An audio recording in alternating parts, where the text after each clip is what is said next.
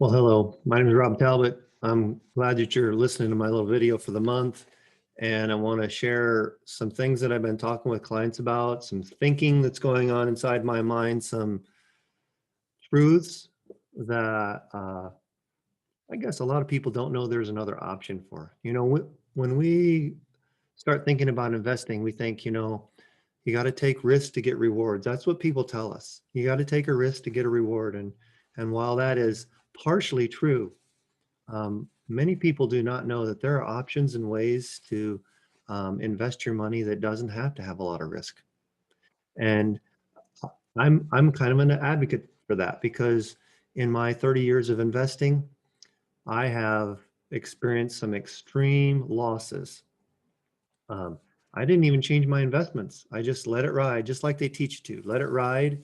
Um, and I found with all my investment experience and all my training and my licenses and things like that, that it's really hard to make a good profit in the market on your own.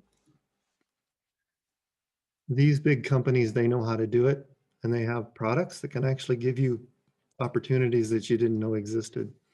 And so let me just talk a little bit about what happened back in March of 2020 when the pandemic really came real to all of us. Our economy, our markets dropped by over 30%. And I talked to a lot of my clients, and they were really concerned.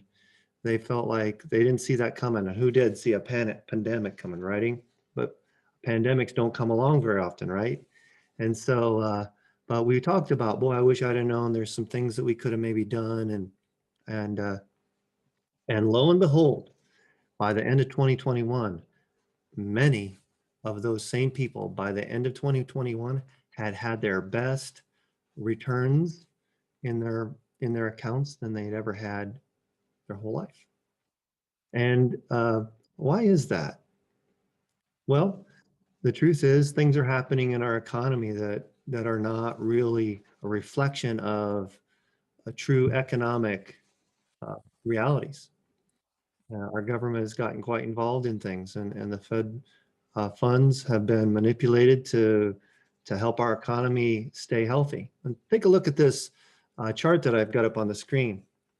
I got this many years back, and if you look in this box here, it shows currently 9 years and 4 months since the Great Recession. Um, this chart says that the 14 U.S. recessions we've had since 1929, the average time between them have been 4 years and 7 months. And back then, I was talking about it been 9 years and 4 months since the last recession. But I resurrected this chart to say, well, now we're 11 years. You know, March 2020 did not count as a recession because it bounced right back so fast. It doesn't count. So the average before then was 4 years and 7 months. We're we're 11 years into this. Next thing I often show folks is another chart. It's called the lost decade. And the lost decade is from September of 1999 to September of 2009. And if you were like me and you had your money invested in the market at the beginning of that 10-year period, my money went up, did the things that the markets do, and it went down, down, down, down. And then it went up, and then went down hard with the Great Recession. And then uh, uh, by September of 2009, we realized that for 10 years, we made nothing in the market. Nothing. Can you afford something like that? Is that something that you want to experience? I don't want to experience that again. And so I'm talking to clients about this, and we're talking about strategies that we can use. I want to share this one as well. This is the Shiller PE ratio. It is what's called the profits to earnings ratio of all the stocks in the S&P 500.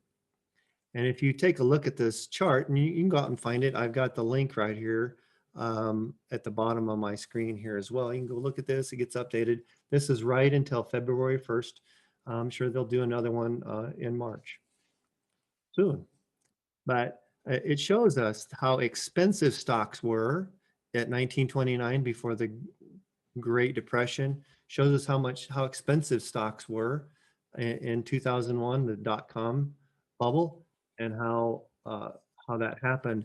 This shows right here when stocks are in this area right here, stocks are in a bubble when they're in this area, and stocks are in an extreme bubble when they get up into this pink area where we're in right now. Let me explain expensive stocks. Think about when you want to buy a winter coat in October. Are they cheap then? Compare that price to March buying a winter coat. I'm talking about a heavy winter coat. Now, you might not do that if you live in the South, but in the North, we buy heavy winter coats and they're very expensive in September and October. But if you go shopping about now, winter coats, 50, 75, maybe more percent off. And so when the market is up here, the market is expensive. The market is expensive. The market is expensive. And when stock prices are down here, the market is on sale.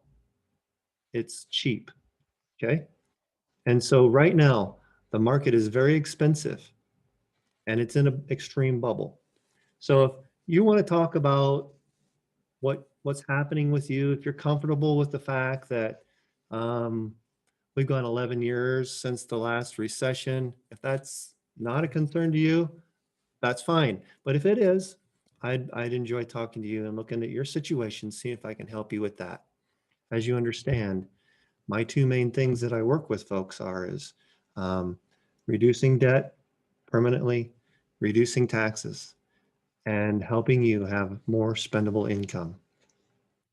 Talk to you soon. Thanks for listening.